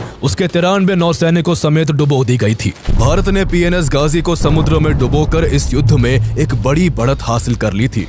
गाजी के डूबने से अब ईस्टर्न फ्रंट आईएनएस विक्रांत के लिए बिल्कुल खाली हो गया था, जिसका फायदा भारत को आगे युद्ध के दौरान मिलने वाला था। अगले दिन 4 दिसंबर की सुबह कुछ मछुआरों को विशाखापट्टनम के कोस्ट से गाजी के मलबे के कुछ टुकड़े और पाकिस्तानी सैनिकों की कई लाइफ जैकेट्स तैरती हुई मिली, जो साफ साफ पाकिस्तान की हार की गवाही दे रही थी। पीएनएस गाजी के डूबने की घटना को कंफर्म करने के लिए 4 दिसंबर की दोपहर इंडियन नेवी ने लेफ्टिनेंट कमांडर सज्जन कुमार दाहिया के नेतृत्व में एक टीम को आईएनएस अक्षय के साथ घटना स्थल पर भेजा। इस दौरान इस टीम ने पीएनएस गाजी की क्लॉक रिकवर्ड की, जो 4 दिसंबर को 12:15 AM पर बंद हुई थी। इंडियन नेवी की शानदार स्ट्रेटेजी से पाकिस्तान को पीएनएस गाजी को खोकर गहरी चोट तो पहुंची, लेकिन हर बार की तरह इस बार भी पाकिस्तान ने बदनामी से बचने के लिए पीएनएस गाजी के डूबने को मात्र एक एक्सीडेंट करार दिया। पाकिस्तान के हिसाब से पीएनएस गाजी गहरे अंधेरे की वजह से अपनी पोजीशन को पहचान नहीं सकी और अपने ही बिछाया माइनफील्ड में फंसकर ब्लास्ट हो गई। पाकिस्तान चाहे जो सोचता या दुनिया के सामने चाहे जो कहानी बनाता, लेकिन पीएनएस गाजी को खत्म कर भारत का काम हो चुका था। इस जीत से उत्साहित इंडियन नेवी ने 4 दिसंबर को आईएनएस विक्रांत के साथ ईस्ट पाकिस्तान पर धावा बोल दिया। उस दिन विक्रांत के फाइटर जेट्स ने चटगांव और कॉक्स बाजार में बमबारी करके पाकिस्तान के सी रूट को ब्लॉक कर दिया, जिससे यहाँ लड़ रही पाकिस्तानी आर्मी को वेस्ट पाकिस्तान से वेपन्स और लॉजिस्टिक्स मिलना बंद हो गए। लगभग यही माजरा पूरे युद्ध के दौरान जारी रहा और आईएनएस विक्रांत ने अपनी कार्रवाई जारी रखते हुए मोंगला और खुलना में पाकिस्तानी आर्मी को पीछे हटने पर मजबूर कर दिया था। आईएनएस विक्रांत का हर एक वार पाकिस्तान पर दोहरा प्रहार कर रहा था। उसका हर निशाना पाकिस्तान के जख्मों को कुरेदने का काम कर रहा था। भारत ने वेस्टर्न फ्रंट पर भी इसका फायदा उठाया और 4 दिसंबर 1971 को मिसाइल बोट्स के जरिए कराची में घुसकर भारी तबाही मचा दी। वहां तैनात Pakistani naval vessel PNS Khyber को जब उसकी खबर मिली तो वह तेजी से इन मिसाइल बोट्स की ओर बढ़ने लगी, लेकिन कुछ ही देर में वह खुद इंडियन मिसाइल्स का निशाना बन गई, जिससे उसके बॉयलर रूम में भयंकर आग लग गई और थोड़ी देर में वह समुद्र की गहराइयों में समा गई। दोनों देशों के बीच ये युद्ध करीब 13 दिनों तक चला। 16 दिसंबर 1971 को भारतीय सेना ने पाकिस्तानी आर्मी को चारों ओर से घेर लिया, जिससे मजबूर होकर करीब 93,000 पाकिस्तानी सैनिकों को भारतीय सेना के सामने सरेंडर करना पड़ा। इसके साथ ही पाकिस्तान के अत्याचारों से ईस्ट पाकिस्तान को मुक्ति मिली और भारत के प्रयासों से बांग्लादेश के रूप में एक नए देश का जन्म हुआ। आगे चलकर अमेरिका ने पीएनएस गाजी को अपनी सबमरीन होने की बात कहते हुए उसे अपने खर्चे पर समुद्र से बाहर निकालने की मांग की, लेकिन भारत ने उसके प्रपोजल को ये कहते हुए ठुकरा दिया कि पीएनएस गाजी ने अवैध तरीके से भारतीय जल क्षेत्र में घुसपैठ की थी, इसलिए इसकी इजाजत नहीं दी जा सकती। आईएनएस विक्रांत को डुबाने निकली पीएनएस गाजी आज भी अपने अधूरे सपने के साथ विशाखापट्टनम पोर्ट के पास समुद्र की सैकड़ों फीट गहराई में समाई हुई है, जहां उसकी सुध लेने वाला कोई नहीं है। सेना का बंकर, आइए आपको अंदर चलते हैं। देखिए ये चीज है, इस तरह यहाँ भारत के सैनिक वर्ग खड़े रहते थे। आइए अंदर आओ थोड़ा सर जी। बिल्कुल ये बंकर है, ये लगभग 6-7 फीट हाइट का बंकर है। लोहे से ऊपर कुछ बना हुआ है, बाकी ये मिट्टी वगैरह पत्थर से बनाया हुआ है। करीब 2 या 3 सिपाही अंदर रहते थे। और जो 1971 की घटना जब घटी थी, वो तारीख थी 4 दिसंबर 1971 की। कहते हैं कि 4 और 5 दिसंबर की मध्य रात्रि को पाकिस्तान के टैंक उसी दिशा से आए थे। थोड़ा सा वहां दिखाइए, उस जगह से आए थे। उनका कमांडर था तारिक मीर। वहां से उस साइड से जो आवाज और आ रही थी, उस साइड से आ रही थी। आप बिल्कुल एक बंकर से दूसरे बंकर में सैनिक कैसे जाते थे, वह देखो ये चीज है। इसी बंकर में से यहाँ बंकर है, एक थोड़ी दूरी पर करीब 100 मीटर की दूरी पर और बंकर है। इसी तरह पूरी ये जो दोहरे की लाइन है, इसी पूरी लाइन में बंकर बने हुए हैं। 100 मीटर की दूरी पर बंकर बने, और एक बंकर से दूसरे बंकर में जाने के लिए इस तरह बना हुआ खड्डा है ना, खाई, क्योंकि अगर खड़ा सिपाही जाएगा तो सामने से गोलियां आ जाएगी, इसलिए वो छुप छुप कर इसी के अंदर अंदर। आज तो ये ठीक है, एक्चुअल जगह आप देख रहे हैं काफी ऊंचाई रेत वगैरह डेली, यहाँ तो रेत के टीले हैं, रात रात पर बड़े बड़े टीले बन जाते हैं। तो उस समय तो बहुत ये डीप था, गहरा था। और इन्हीं जो खाई है ना, 120 सिपाही अपने यही थे। इन्हीं खाइयों में अपने 120 सिपाही थे, और उस साइड जो आपको इलाका दिख रहा है, वहां से 3000 सिपाही आ रहे थे। ठीक है, तो रात का समय था। उस समय हमारे जो एरोप्लेन थे वो रात में उड़ नहीं सकते थे, अब सुबह तक तो इंतजार करना था। तो मेजर चांदपुरी ने योजना बनाई कि इन पाकिस्तानी घुसपैठियों को सुबह तक उनको रोका कैसे जाए। तो उन्होंने किया क्या, देखो, उन्होंने इन्हीं जगह सेनाओं के टिफिन लिए और कुछ जो एंटी टैंक माइंस होती, माइंस बिछा दी, ताकि उनको एक बार डरा दिया जाए। तो यहाँ काफी सैनिकों के टैंक थे और तार वगैरह बांध दी थी, और टिफिन दबा दिए। जमीन के अंदर क्या दबाए, टिफिन दबाए। तो पाकिस्तान के वो टैंक आपको नजर आ रहा, पाकिस्तान का ओरिजिनल टैंक जो आज भी हमारे कब्जे में है। और देखो हमारे पास ऐसी जीप हुआ करती थी। सर इधर आइए, ये जीप जिसको RCL जीप बोलते हैं, ऊपर गन लगी हुई है। इनकी एक कमी ये थी कि एक बार छोड़ने के बाद इसको छिपा नहीं सकते थे। एक बार छोड़ने के बाद इसको छिपा नहीं, मतलब एक बार फायर किया तो 100% दोबारा फायर आएगा और ये नेस्तनाबूद हो जाएगी। ये थोड़ी दिक्कत थी, लेकिन क्या करें, देश को बचाना भी था। वो जो पाकिस्तान का टैंक दिख रहा है, वो एक खटारा गाड़ी, आप उसको भी अभी पूरा बताएंगे कैसा क्या लोहा है, क्या बचा, 50 साल पहले आखिर क्या हुआ था। तो इस साइड थे मेजर चांदपुरी और उस उधर था वो पाकिस्तानी कमांडर तारिक मीर। ठीक है, यहाँ अपने सेना ने चाल की योजना बनाई कि यहाँ टिफिन वगैरह दबा दिए थे और टैंक माइंस थे। उनके जैसे ही टैंकर एंटर हुए तो एक दो के उछले तो उन्होंने लगा कि यहाँ पूरे के पूरे क्या है, टैंक माइंस वगैरह बिछे हुए। तो फिर क्या हुआ, उन्होंने इंजीनियर को बुलाए कि इनको पूरी जमीन खुदवाई जाए ताकि सारे जो एंटी टैंक माइंस है वो निकाल दिया जाए। तब तक करीब 4-5 बज गए थे। जैसे ही सुबह हुई तो एरोप्लेन वगैरह अपनी, क्योंकि वो दिक्कत थी पहले रात को एरोप्लेन उड़ नहीं सकती थी, तो 5-6 बजे थोड़ा बहुत सुबह हुई तब तक हमारी सेना आ गई थी और धड़ाम से बम उसके ऊपर गिरा दिए थे। और वापस यहाँ यही जो लाइन आप दिख रही है, इसी लाइन से पाकिस्तानी भागे थे। जो आपको लगभग करीब 100 मीटर की दूरी पर जो लाइन दिख रही है और वो गाड़ी है, वो आज भी वही गाड़ी 50 साल पहले जो छोड़कर भागे थे। भागे तो क्या है, थोड़ी दूर गए होंगे, बाकी अपनी पूरी उनकी टीम को, घुसपैठियों को वहां से मार दिया था। करीब 3000 की सेना थी और हमारे पास तो महज 120 सिपाही थे, लेकिन वो जांबाज वीर थे। उन्होंने अपने देश के खातिर एक आदेश उन भारतीय सिपाहियों को ये भी कहा था कि अगर आपके पास समय नहीं है और हम भिड़ नहीं पाएंगे, लड़ नहीं पाएंगे, आप वापस रामगढ़ जा जाओ। लेकिन मेजर कुलदीप सिंह ने कहा था हम मर जाएंगे, मिट जाएंगे, लेकिन 1 इंच भी वापस नहीं हटेंगे। मेजर कुलदीप सिंह चांदपुरी ने कहा हम वापस नहीं हटेंगे। और ये जीप थी और ये चीज थी। आइए आगे एक और बंकर बताते हैं। ये बंकर है जिसमें करीब 3-4 सिपाही अंदर रह सकते थे। ये पूरा यही मिट्टी है, यही भारत माँ की ये मिट्टी है जिस मिट्टी में 50 साल पहले हमारे देश के जांबाज वीर लड़े थे। और ऐसे लड़े कि आज भारतीय नहीं बल्कि पूरी दुनिया में लोंगेवाला के बारे में चर्चा होती है कि आखिर लोंगेवाला में ऐसा क्या हुआ था। चलिए आपको बताते हैं। ये जो एक बंकर से दूसरे बंकर जुड़ने का रास्ता है, इस रास्ते से उस रास्ते तक, ये पूरा उसमें 120 सिपाहियों से भरा हुआ था। काफी सिपाही शहीद भी हुए थे, लेकिन पाकिस्तानी घुसपैठियों पर भारी पड़े थे। ये अंदर से देख सकते हैं आप, इस तरह के उस समय हुआ करते थे और आज भी उसी हालात में है। ये लोहे का थोड़ा बहुत ऊपर चदरा है, बाकी पत्थर वगैरह इस चीज, ये यहाँ हमारे सिपाही थे और 120 की संख्या थी। अब आइए आगे आपको हम बताते हैं वो पाकिस्तानी टैंक जिसके परखच्चे उसी समय उड़ा दिए थे। आपको सारी चीज बताएंगे। देखो पूरा वही पड़ा है, पहले भी वही था, आज भी वहीं पर। 50 साल बीत गए हैं, लोहा गल रहा है। हमारे देश के वीर जवानों का जज्बा अभी भी जिंदा है। टैंक है, ये देखिए, ये टैंक है, आज इनके ये हालात है। ये देखिए 1971, करीब 50+ साल हो गए हैं। 50 साल पहले की चीज है और हमारे जांबाज वीरों ने इनको हालत खराब कर दी थी। करीब ये एक ही नहीं थे, ऐसे करीब 50+। ये टैंक देखिए आप, 50 साल पहले इस टैंक की हालत ठीक ठाक थी, लेकिन हमारे देश के वीर जवानों ने बुरी तरह उन्हें नेस्तनाबूद कर दिया था। आइए चले बताते हैं आपको ये चीज़ें। देखो ये बुरी हालत में है, आज भी लोहा पूरा गल रहा है। इस तरह रेत में आए थे, रात का समय था, काफ़ी संख्या में थे। आज ये देखो ये हालात है।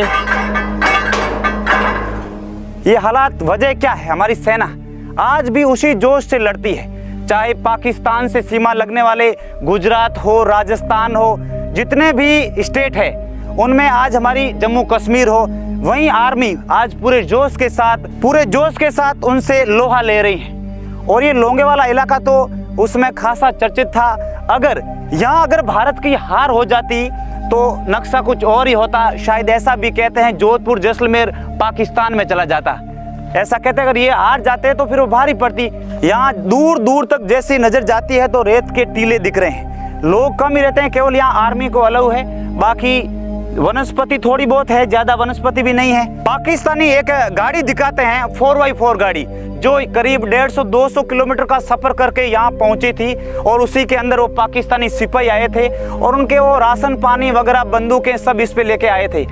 ये हालात देखिए, ये टायर वगैरह अभी भी है, मौजूद है, खटारा है, ऐसा लग रहा लोहा भी डुप्लीकेट लोहा, घुसपैठी है। वो करप्शन तो उसमें भी पाकिस्तान की सेना में था, तो ये लोहा भी इतना मजबूत है नहीं है।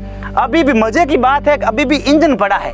अगर भारतीय नेता के पास ये चीजें होती तो इंजन नहीं रहता, लेकिन हमारी ईमानदार आर्मी के पास ये गाड़ी है तो इंजन भी आज सुरक्षित पड़ा है। इतना फर्क है भारतीय नेता और आर्मी के अंदर।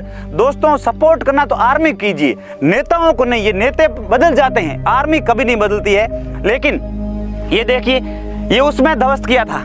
ये जो जीप है ना, ये गाड़ी है ना, ये उसमें ये भी 5 दिसंबर 1971 की मध्य रात्रि में चांद और तारा, ये जो उनका चिन्ह है, लेकिन आज यहाँ धूल फांक रहा है। भारत की सेना ने ऐसे झटके दिए कि वो आज भी डरता है कहीं 1971 का हाल वापस न हो जाए। साथियों, हमारी सेना स्पेशल मेजर कुलदीप सिंह चांदपुरी, उनकी अगर ये योजना नहीं हो, अगर वो एंटी टैंक नहीं बिछाते तो वो 3000 और कहाँ 120, तो हम उसमें उन पर भारी नहीं पड़ते।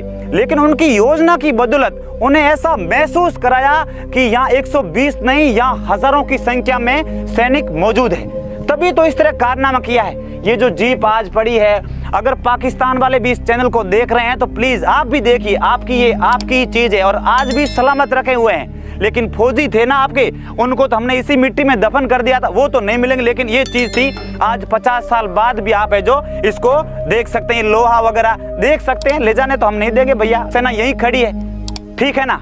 पब्लिक प्रॉपर्टी नहीं, अभी भी आर्मी कब्जे में है। हिम्मत है तो आ जाना, देख लेना, ये चीज है। बाकी आगे आपको एक दो और टैंक बताने और तिरंगा आपको अगर देख रहे हैं यहाँ से थोड़ा देखो, तिरंगा देखो, 3 केसरिया सफेद हरा, तीनों रंग का क्या अर्थ होता है, ये भारत की जनता और सेना से ज्यादा और कौन जान पाएगा। दोस्तों, भारत की आन बान शान ये तिरंगा है और आज उसी हिसाब से लहरा रहा है। और इसकी जो दिशा है वो भी पाकिस्तान की तरफ है। पाकिस्तान वाली जब इस दूरबीन से इसको देखते हैं तो उनका जी भी मचलता है, काश ये लोंगे वाला आज हमारे पास होता तो कितना अच्छा होता। ये लोंगे वाला आप देख रहे हैं, लोंगे वाला भी तिरंगा सुबह हो या शाम हो इसी तरह शान से लहराता रहता है। और हमारे देश के सैनिक आज भी इसी मिट्टी की हिफाजत के लिए अपनी जी जान लगाए हुए हैं।